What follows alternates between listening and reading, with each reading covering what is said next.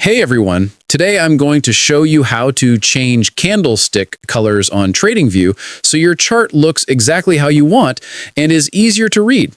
If this helps you, hit like so more traders can find it. First, open the chart where you want to change the candlestick colors. Click the chart settings icon at the top right of the chart. Then go to the Style tab. Here you can change the colors for bullish and bearish candles or bars, adjust borders, and even change wick colors. Pick the colors that make it easiest for you to follow price action.